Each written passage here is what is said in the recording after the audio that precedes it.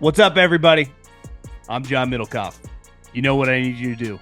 Subscribe to our YouTube channel. We got content for days reacting to every NFL game all the time, every single day. Subscribe, like the videos. Let's go. What is going on, everybody? How are we doing? Little weekend mailbag at Jon Middlekauff. At Jon Middlekauff is the Instagram. Fire in those DMs. Get your questions answered right here on the show. Again, DMs wide open. Fire in them. Football questions, life questions, you name it. We get everything in between. So fire in those. The draft is, if you're listening or watching this, less than a week away. It's crazy. It drags there for a little bit in April. Then all of a sudden you're like, whoa, it's draft week. That's how fast it happens. So let's dive into some of your questions. But before we do, you guys know there is not a better ticketing app I've ever used than my partners, my friends, in the official ticketing app of this podcast, Gametime. Listen, we got playoff basketball starting. We got baseball in full swing right now. We have the NHL hockey playoffs are about to kick off. Concert season, comedy shows, you name it. Any event you want to go to, any place, any arena, any stadium, any team, you can search by them. Search by price point. If you want to go to a concert, you can search by the view of the stage. Used it countless times. Put me in great position because I could use the stage on the app. It doesn't get any easier to use, so take the guesswork out of buying tickets with Gametime. Download the Gametime app, create an account, and use the code JOHN. That's my name, JOHN, for $20 off your first purchase. Terms apply. Again, create an account and redeem the code JOHN. That's JOHN for $20 off. Download the Gametime app today. Last minute tickets, lowest prices guaranteed. Okay, let's dive into some of your questions. Ryan, why does Bo Nix seem to be an afterthought compared to Williams and May? Is it purely pre-draft hype or physical attributes? He threw for over 4,000 yards, 33 combined touchdowns, and had only one legitimate target in the passing game. Sutton nearly led the team in rushing and showed better physical tools than most thought. I know having Peyton makes a big difference, but Nix did a lot of things with average skill talent. I'm expecting a big year in 2025. Thoughts? Totally agree. I think sometimes we get really caught up early on in I would say a player that is controversial or polarizing, and then he has a good season, and there are people that with much more hype that still get talked about more. It happens a lot in sports, and obviously Bo Nix falls under that category. But why would you care? They can talk about Caleb Williams all they want. Your team was in the playoffs, right? Their team was not. You have an established coach. They're praying to God Ben Johnson is 75% of Sean Payton. So I would be less caught up in like what people talk about. You guys have been really bad for a long time. He was the last quarterback selected. It's part of the business. I mean, the guy drafted number one overall is just going to get the majority of just talk. And plus, like, they got two new head coaches in Ben Johnson and Mike Vrabel. So it's just a little sexier to talk about. Like, let's not forget. Now, it wasn't a good thing, but we talked a lot about the Broncos, 2 years ago with Peyton and Russell Wilson. So it's just, the momentum of a headline. But, the best way to get in headlines, win. And if they have another good season like they just did last year and they take another step and they have a good draft, who cares? I would get way less caught up than like who First Take is talking about. Could you do a breakdown of different factors separating scouting departments across the league? We always hear that the Eagles have a great scouting department versus the Bengals are always shit on for their small scouting department. Is it just size of the department? Are there certain teams that have heavy hitters when it comes to scouts? A league-wide ranking tier list would be really interesting from your perspective. I'll be honest, like I'm not versed enough. Like I don't know people with every team. So, and I think the hard part about scouting is I'm sure there are guys in every organization that are really good and are prominent figures to that team that we don't hear that much about. And until you like become the number two, right? And we start kind of learning about you, like Ryan Poles DeVeach before he got the job, Chris Ballard forever in Kansas City. You see Ian Cunningham now with Ryan Poles, who was in Philadelphia and Baltimore. Until you become that number two, unless you have a relationship with them. I mean, I have a relationship with guys, I mean, good, really close relationships on 4 or 5 teams, but I can't speak to the entire league in terms of like under the radar scouts. Now, I think most teams have somewhat of a similar setup in the sense of you have a GM, you have essentially a number two, and the number two, like the GM, is in charge of pro players. That means free agency, help with trades, the entire practice squad, knows the league really well. This was a big thing for Spytek. Like he really knew the league. But then you also play a prominent role in the college. But, if you usually that guy, it probably depends a little team to team, but for the most part, that guy is in house. He is not like canvassing going into different college programs throughout the year. Right now, he's watching those guys, but it's usually more from like more of a 20,000 foot view. Now, not saying that those guys don't do some school quote unquote calls, but they spend a lot of time in the office with the GM. Now, most teams have a director of pro personnel, and that guy's in charge of pros, right? So basically, him and his staff. Some teams have 1 or 2 guys, some teams have 4 or 5 guys evaluating the entire league. So every single year, every single player in the league is written up. So you have updated grades on every single player in the league. That includes practice squad, that includes backups, which is easy to do for the teams that you play because you're going to do advanced reports for those teams. But you also have to watch every team in the league that you don't play and teams in different conferences. So when those guys become free agents, when they get cut, when they become available in trade, you're not having to do a bunch of work, right? You're being proactive. You're not being reactive. Now the GM doesn't watch all those guys, but like, hey, so and so's available for trade. These are the 2 grades. Here's some cut ups that you can watch in 30, 40 minutes with the position coach and the coordinator and the head coach if we're interested in trading for this guy.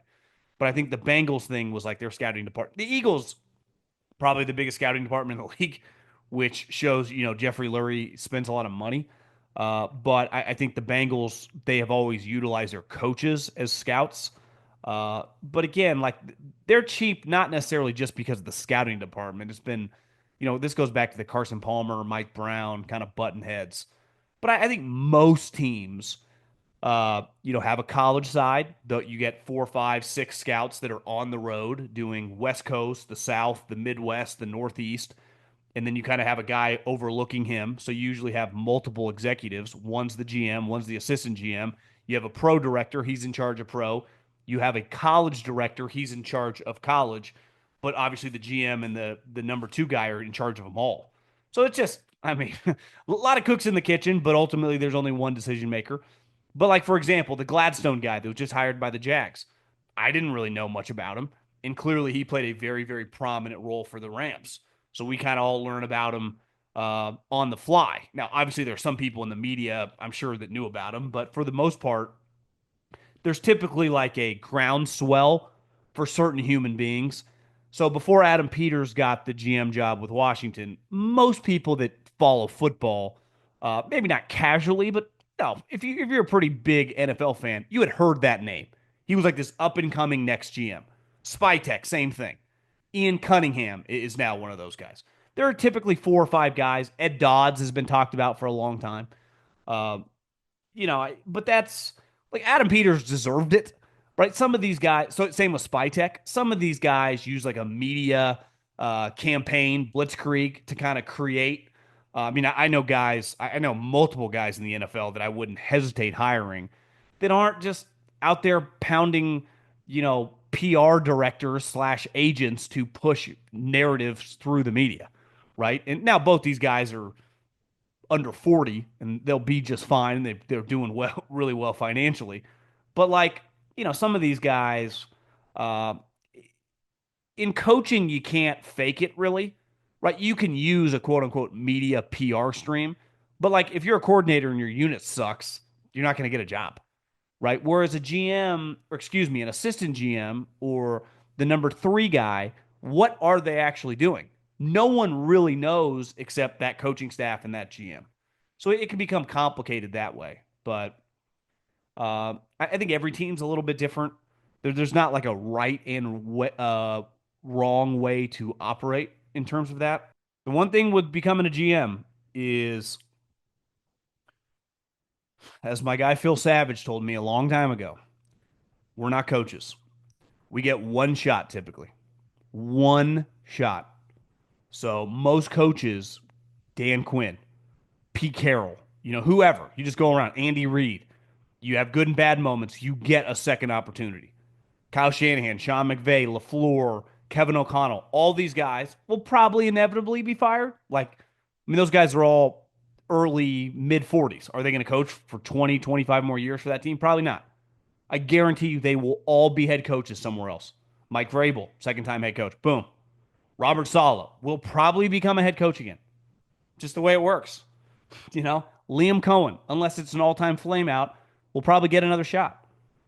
It's why a coach told me a long time ago, an assistant coach was like, why are you taking this coordinator job?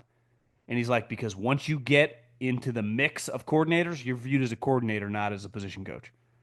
And financially, and this was at the time when coordinators were just starting to make close to $1 million, he's like, I get a multi-year $1 million contract.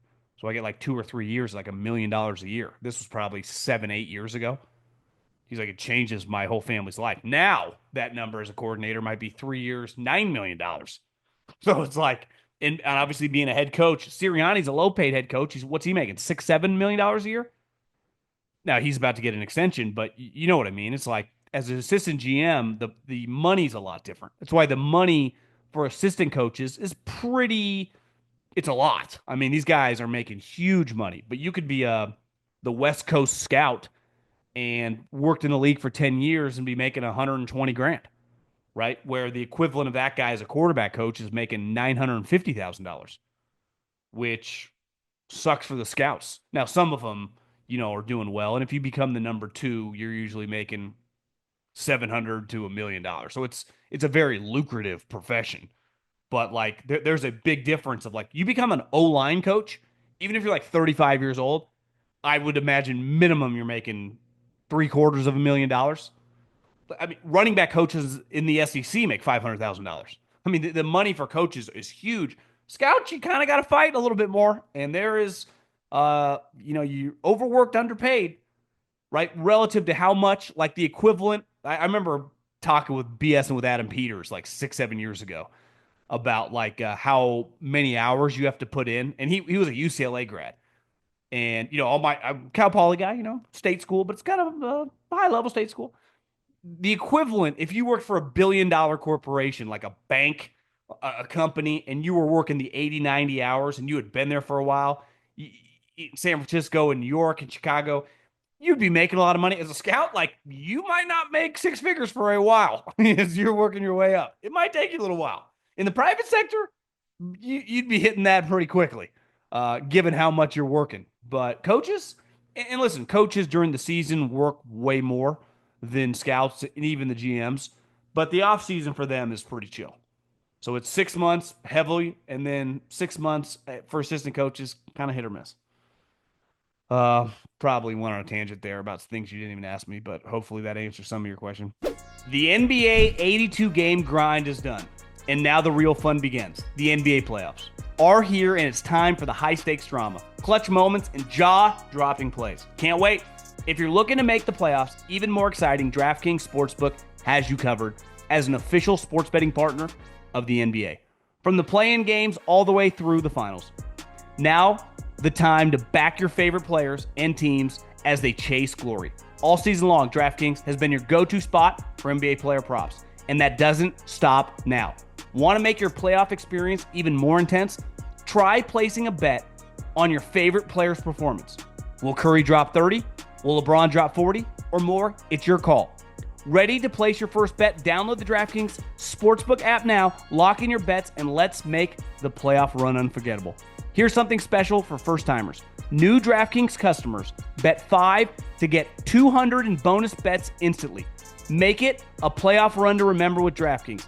Download the DraftKings Sportsbook app and use the code JOHN. That's code JOHN for new customers to get $200 in bonus bets when you bet just $5. Only on DraftKings. The crown is yours. Question for the mailbag. Why do you think it took you until 40 to get married? And did you ever have the thought in your 20s when your friends were getting married, like, damn, will this ever happen for me? I'm in this boat right now and thought it was fitting considering your recent marriage. I have a lot of downfalls and a lot of issues, like probably most people. One strength of mine, though, is I'm very secure about not judging myself compared to others. And that's personally and professionally. I truly don't give a shit. And I think when you're not as consumed of what, like, whether it's family member, whether it's friends, whether it's people around you in life professionally, even what they're doing with their personal life, do I I'm very unfazed. You want to get married, you want to have children, you want to work there, you want like I'm a huge believer in like you do you, I'll do me. And again, I am by no means perfect, got a lot of flaws, a lot of issues. That is one of my biggest strengths. So I would say in my 20s, it never, I mean, I was so dead set and ambitious in like the football world, working my way up. Uh, it just never even, I just very, very casually dated people. Uh, and I say once you get in your 30s and you start definitely having people in your life get married. My brother got married in 2018. He's 5 years younger than me. Again, it takes two to tango, so you don't meet anyone that you want to marry. Like I've been around enough people uh, that have been in bad divorces, family friends, people close to me. I mean, I've had countless friends and know people I went to college with or high school with that divorced well before 40 years old. So it's like I'm not just getting married to get married. So that's I don't know. I just never felt I was unfazed by it. And you meet people, and I think as you start dating seriously in your 30s, I definitely did not date seriously in my 20s. Got more serious in my 30s. You realize like, yeah, I'm not marrying this. This ain't gonna happen. But you start dating people somewhat your age, right? I mean, women take this shit very, very seriously once they get into their 30s. And as a guy, if you're not, you can be, it'd be like, whoa, this is, I don't want this. And I just think it's a learning experience. It doesn't mean, these people that you're dating, like you like a lot and you respect the shit out of, and you have a great time when you're dating them. You just are not going to marry them. And hell, maybe they're not going to marry you, but it's just not the right timing. But again, like I think the faster you can get over comparing yourself to others, um, whether that's family, friends, and I'm not saying that's easy for some people, the easier it is to live life because those people don't wake up in bed with you every day. Those people don't, directly deal with your everyday issues with your children, with your complaints internally in your home. Uh, and I think I listen. I understand a lot of people deal with that, especially if you live around family. It can be tough. Pressures coming from family or close friends, but I don't know. Maybe I was just selfish. I just didn't care. It's so just completely unfazed that way. I'm not saying I did the right way to do it. I mean, there is no right or wrong way to do it. There's only what individuals and their own situations are. And every single human being on this earth has a different situation when it comes to that. If you're golfing at the Masters, who are your pick three other players from NFL players and coaches and why? I think someone asked me a similar question the other day, and I think I went with like the star young quarterbacks because from a business standpoint, it'd be a no-brainer. There's not an easier place to get to know someone than spending 3, 4, 5 hours having a couple cocktails in a golf cart with them, talking about. And listen, when you're playing golf, I end up in a lot of football situation or conversations. So I mean, I think it'd be a couple of the star quarterbacks. I mean, Mahomes isn't going anywhere. Josh Allen is a golf junkie. So to me, he'd have to be in it. Uh, if I wanted to add a coach, again, I look at it more from a business standpoint. So I'd want to go. I already know Andy, so I don't need to start a real like I don't know. I don't think Kyle. He could be in a bad mood. I think I don't even know if Sean McVay plays golf, but probably wouldn't be a terrible guy to know. Um, trying to think any up and comers. If you could buy it like a stock. I don't know if Jaden Daniels plays golf, but if Jaden Daniels likes golf, if he's going to have a long career and be a star, that wouldn't be a bad guy to have in your golf cart and get to know. So I think it'd have to be either quarterbacks or younger coaches. Could bet the house on like Ben Johnson. Question for the mailbag: what football quote unquote podcast, YouTube, TV, etc. do you watch, listen to? I obviously listen to yourself, but love Schlereth, McAfee, Klatt, and Miss Lombo's GM Shuffle. I was thinking about this the other day. I do not consume that much football content. I watch nothing on television regarding football. Like there's not a football show that I watch on television. During the off season, if my YouTube algorithm, if like Daniel Jeremiah will have been on Rich Eisen's show or like any hits he does comes up, obviously his nuggets are pretty powerful. I've been clicking on McShay a little bit, some of his stuff for this draft. Um, I would say I miss Lombardi's show too. Like that was really one of the only football shows I listen to. Now, if people have other guys on for interviews, like just because the Whitworth and Fitzpatrick had on Sean McVay and Kevin O'Connell on their podcast, both those were pretty good. Like I'll listen to stuff like that. I don't listen to their show necessarily, but like when they have Kevin O'Connell on for an hour, it's just a good listen. Same thing with McVay. So I'll listen to like specific interviews, I would say, with people. One guy that I listen to pretty consistently on is like Sports Illustrated in my YouTube feed is Albert Breer because and same with Diana Rossini. I need people that are talking to other people in the league, right? So if I'm going to listen to you, one, like I can make my opinion on stories. Like I don't need to hear other people's opinions, and I don't really care. So I would say guys like Diana, or I mean she's a girl, but Diana and Albert, they're so dialed in to they know every GM, they know all these coaches, and like they just have good nuggets. So like Breer has a lot of stuff on like the Sports Illustrated YouTube page that he's probably keeping that company live because he just got good nuggets. He just knows shit, and that would probably be the extent of it. Now during the football season, you know, I'll listen to. It's more for entertainment. Like I like Cousin Sal and Bill to be entertained. Um, I listen to a lot of golf content, golf and business content, right? So it's like that's the stuff I listen to honestly in the off season more than football content. Plus, there's just so much. I don't even know where to start. I think there's got to be something when you talk and read and think about it so much. Sometimes I just like to get away.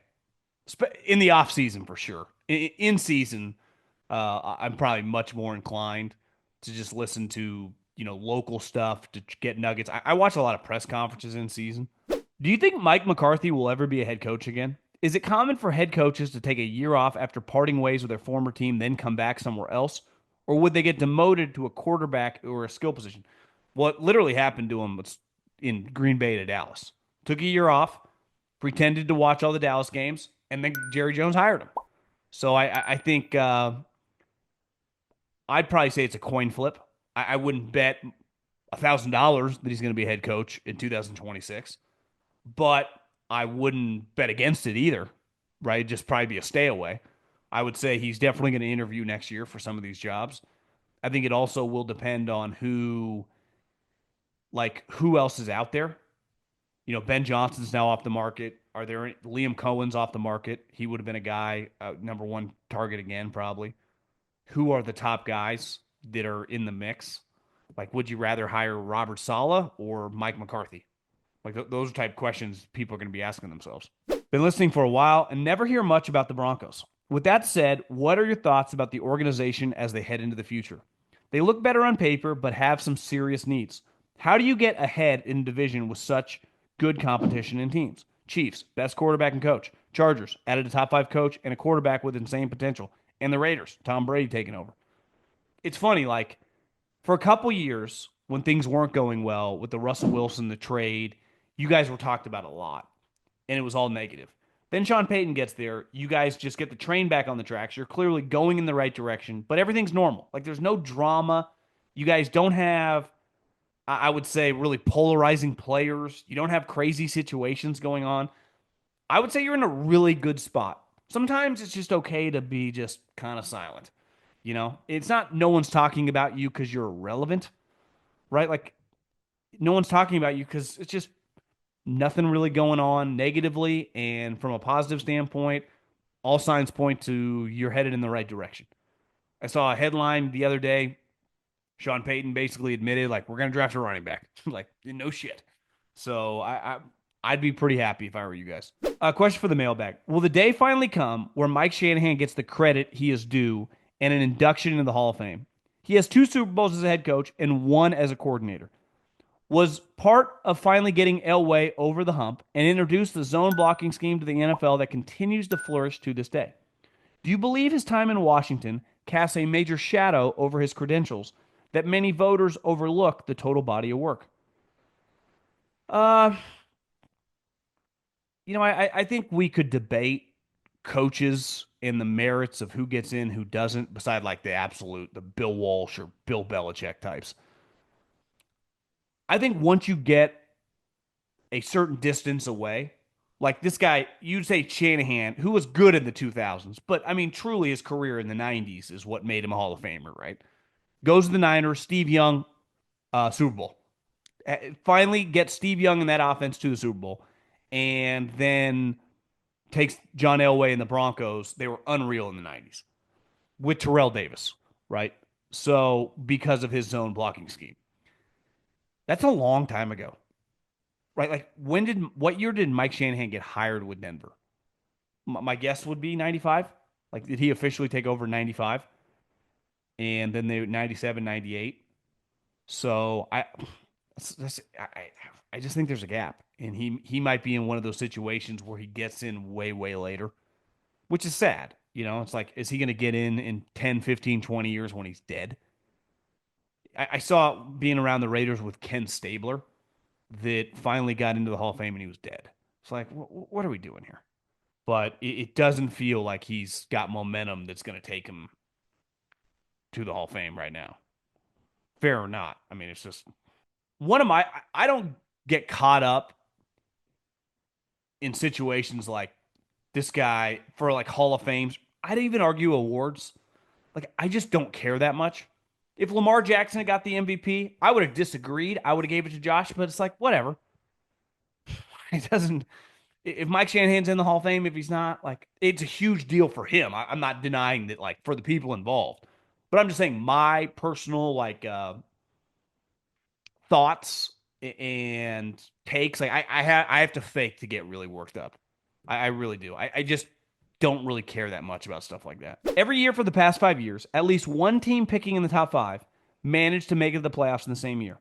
That team picking in the top 5, or excuse me, what team picking in this year's top 5 do you think has the best chance of making the playoffs? Here are the past teams with the top 5 draft pick that made it to the playoffs. 24, Commanders, and the Chargers, because they drafted 5. 23, Texans, 2nd and 3rd overall. 22, Jags, 1st overall, and Giants, 5th overall. 21, Niners, 3rd overall, and Bengals, 5th overall. 20, Washington. Well, I would say that who's drafting 1? The Titans. That feels like a stretch. 2, the Browns. Feels like a stretch given their quarterback situation. 3, the Giants. I have a hard time seeing that. Then the Patriots and the Jags. I think it'd have to be one of those 2 teams. I mean, if Trevor Lawrence could just have a solid season, then who knows? Maybe the Jags could actually fly a little under the radar. And then obviously the Patriots, that division, I think Miami's going to be terrible. If I was a betting man right now, the Dolphins will be drafting really, really high next year. I don't know what 1 overall, but I think they're more likely to be drafted in the top 5 than be a playoff team. Speak of the Dolphins. What are the odds that Gruden will be the next coach of the Dolphins? Seems like a stretch. Question. But McDaniel's not a real head coach. We all know that. I agree. Gruden is getting attention from the NFL and is beloved in the state of Florida. And my guess is he would love to bring them back the Miami Dolphin brand that he grew up with when he was a kid. the same way he did with the Raiders in the 90s and early 2000s. I think if and when they fire everybody in Miami, and I think this year has a chance to just be a train wreck. I mean, a train wreck that you would have to imagine he would be an option. He's gonna want. I mean, he wanted it with Harbaugh for a while. He's wanted sexy coaches before, and they've kind of ended up, you know, in a situation where they hire a really good coordinator. But like, if you told me right now the Dolphins win 5 games and Stephen Ross fires everybody, give me your top 3 candidates that Stephen Ross would be going after. I would say Belichick, Gruden, and like Kirby Smart. Like he's gonna want a name. you know, he's gonna want a sexy name up there. So I'm in agreement there. I would say Gruden would be in the mix. Anyways, football question. Do you think the Commanders should trade for Trey Hendrickson, or Jalen Ramsey? Or do you think it would be better to give Adam Peters the chance to make impactful picks in the early rounds like he did last year? Which would make us a contender? Thanks from the Kafia. Big mob guy here. I would say that what it would cost to get Hendrickson, I feel is a little risky at 31 years old.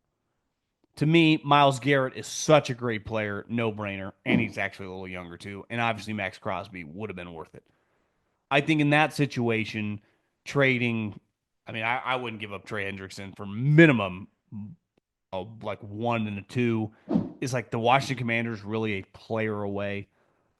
You can also utilize Jaden's rookie contract the next couple years as well.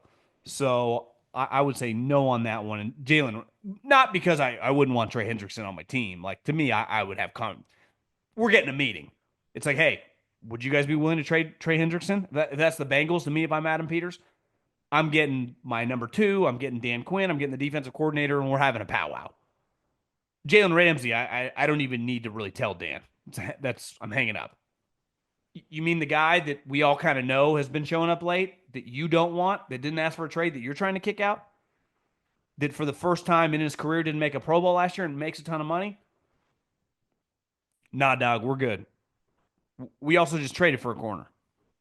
Now, over the last 5 years, I would rather have Jalen Ramsey than Lattimore. But in 2025, Lattimore's on my team. And 2, I'm just not trading for Jalen Ramsey. Is Kyle the next Andy Reid? Your last pod got me thinking. He's been in the Super Bowl, but could never get over the hump. Has mostly had good, not great quarterback. Is it possible the Niners will eventually let him go the same way Philly let Andy go, and he flourishes with his next team? Yeah, I mean, as Kevin Garnett once said, anything is possible.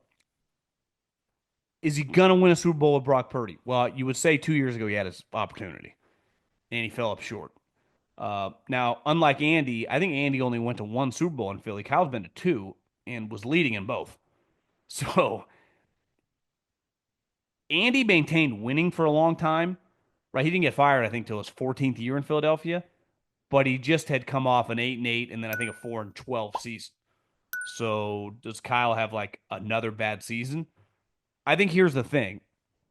Is the Eagles clearly the owner was very, very into like the 2 guys they went after when they fired Andy. Bill O'Brien turned down the job because he had just gotten to Penn State and he felt kind of obligated to help clean up the situation after Paterno mess in Sandusky, and then Chip Kelly. So like they were on 2 guys that Bill O'Brien was a huge top candidate around football, and Chip literally had just turned down the Bucks job after he accepted it the previous year. He was like the number 1 candidate on the market. Aged a little poorly, but that's a fact at the time. And it was a really big deal when he got hired. Like, who is that guy now? Who am I firing Kyle Shanahan to hire? Because listen, I will entertain, like, if he has another 6-7 win season, like, listen, it's football. He'd get immediately hired, but I would understand people not being happy. But who are you going to replace him with? Who are you going to replace him with? And the answer is there isn't really one. Like, I can't hire a 75-year-old Belichick who's yeah, like, does his girlfriend get to come too? Speaking of Belichick, maybe I kind of saw it in my peripheral vision here, and that's why I said his name. But like, I don't. Who are the other names? Like, you're hiring next year's Liam Cohen to take over for Kyle. I'm a big college football fan, and I'm excited to see how Belichick does in North Carolina. In your opinion, what would success look like for him in his first year? Is there a benchmark number of wins or a recruiting finish? Do you think that he is actually committed to coaching at the college level, or is this just something that will fill the time?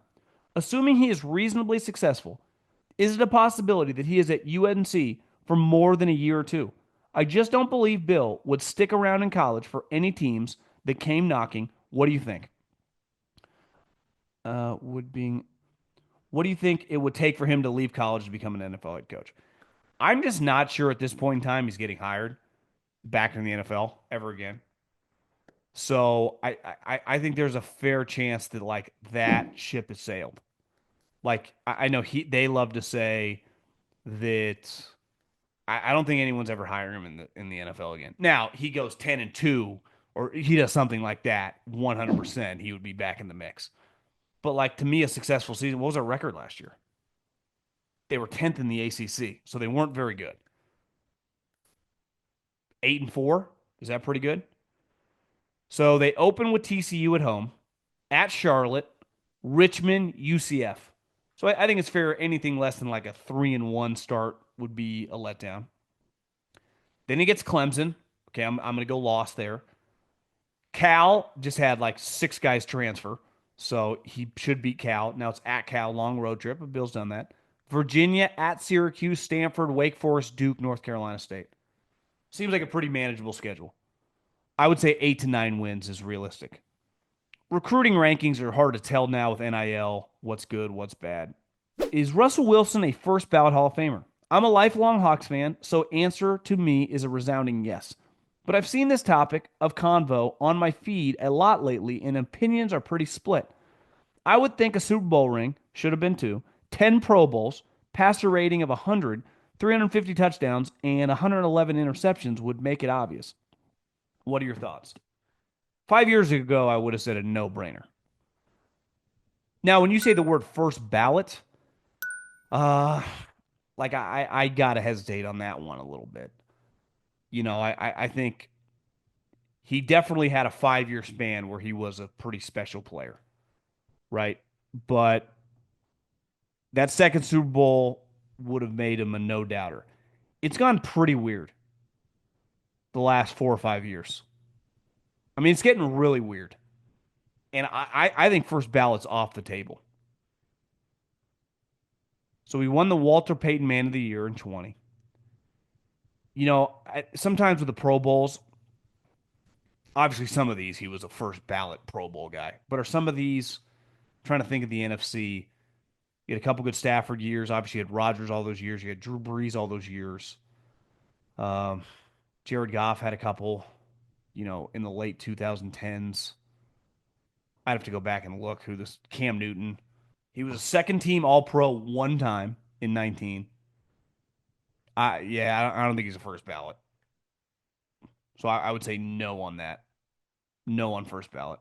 Packers fan from Ireland here. Congrats on the wedding. Non football question. Related, I'm headed to Philly for the summer to work. I know you spent a few years in Philadelphia, so what are some of the must see spots, things to do there? Touristy or non touristy? What's funny is like some people ask me about my time there. Obviously, I went out a little bit, like with some of my buddies that worked on the staff, but I spent so much time at that facility, and I wasn't exactly flush with cash. So in terms of like checking out the restaurants, I ate at the facility. I would say 90% of my time there, and if I wasn't at the facility, it was like Subway or something. I did not lead like a life that was very cultured in Philly. Beside my second year, I lived right behind the art museum, which has the steps where Rocky ran up. So I would say downtown's pretty cool. Pat's Geno's. I always like Tony Luke's. There was this deli right by Chickies and Pete's, kind of by where the stadium is, that I thought had like the best turkey sandwich I've ever had. I think it was the bread. but like I don't know, King of Prussia Mall. I I probably didn't do as much as I should have when I was there. It wasn't like I was like, let's go see where Benjamin Franklin signed the Constitution by the Liberty Bell. I so you're probably asking, go see the Novacare school. Um, Go to a Phillies game, pass Geno's. I mean, just say you did it. Would probably be my recommendation. But before we get out of here, I need to welcome you to Chasing Challenges, brought to you by Microsoft. In the NFL, just like in the business world, overcoming obstacles is key to success. Microsoft empowers business decision makers with AI solutions, simplified cloud and data management, and trustworthy, responsible technology to turn challenges into opportunities. In this segment, we'll explore the biggest challenges being faced in the NFL and how they can be overcome. Whatever challenge you're facing, Microsoft empowers you with the expertise to say, bring it on. This week, we're discussing the challenge faced by, I think it's two teams. I think it's the Browns and the Giants. And we're less than a week away from the draft, and their quarterback situations are dire. And if you look at both these two teams, start with the Browns, Deshaun Watson's never going to play another snap for them. They play in a division with Lamar Jackson, who's won multiple MVPs, and Joe Burrow, who was just in the MVP discussion when his team went 9-8 and took the Bengals to the Super Bowl. So, and who knows, maybe Aaron Rodgers ends up on the Pittsburgh Steelers, but that's obviously a big coin flip. If you are going to pass on a quarterback here at two, you have to realize like you could be crappy for the next couple years and never sniff a top five pick. And there is no guarantee the guy that you're going to draft on the second day of the draft is going to be any good. So you better think long and hard about like, should we just pull the trigger here at two? And obviously the same thing with the Giants. You're in a division now with Jalen Hurts, who just won the Super Bowl. And before he won the Super Bowl, when you said Jalen Hurts' best game of his career, it was also in the Super Bowl a couple years ago. Jaden Daniels, who looked like one of the best rookies we've ever seen. And listen, we can debate this guy all we want. Dak Prescott, the Giants would sell their left leg to have Dak Prescott have been their quarterback for the last 6 or 7 years. So you're just going to play a season if you're Brian Daboll, who's coaching for his job, and Joe Shane is GMing for his job with Russell Wilson and Jameis Winston, with Tommy DeVito in the room, like that's what you're going to do? You're drafting number 3 overall. I just think that these teams, the discussions they're having, and listen, you can say owners meddle, they shouldn't not get involved. If I was Jimmy Haslam, or I was the Maras or the Tishes or whatever, like, are we sure, guys? And this isn't just about getting Shador and getting the names up and like, you can even bring up the other quarterbacks. Like, are we sure? Because the hit rate on guys in the second and third round, for every guy like an Andy Dalton that starts for a long time, there are a lot of guys that you couldn't even think about because they never played and they weren't any good. And our careers feel like they're on the line here. And especially through the Browns. Like, you have a good team. Like, you have really good players. And Travis Hunter just had one of the most remarkable seasons you'll ever see in college. And who knows? Maybe he ends up playing both ways in the pros. That would be even more remarkable. Who's playing quarterback for you? Joe Flacco? Kenny Pickett? I just think that these meetings that these teams, those two specifically, are having, their coach, the GM, and the owner. And we saw last year with Hard Knocks when they were all powwowing there in Joe Shane's office with the owner. And it was just like, are we sure, guys? And I think it is very fair for both those owners who, even if they are desperately trying to be hands off, are we sure, boys? This is what we want to do. This is the right decision, because if we take one of these players, awesome. It's cool. But if we got no quarterback, that guy could be an all-rookie player, and it won't mean a damn thing, because we're going to get our ass kicked more often than not come Sunday because we don't have good quarterback play. So I think the challenge of making this decision has to be bringing stress, keeping these guys up, and like going through every single scenario of like, we better be sure when we finally do pull the trigger. That's it for this week's Chasing Challenges. Remember, Microsoft's AI solutions empower you to take bold steps and make informed decisions, sparking new ideas to help drive your business forward. With Microsoft as your trusted partner, you can navigate your journey with confidence. finding innovative solutions, and reaching new possibilities. Visit Microsoft.com/challengers to learn more.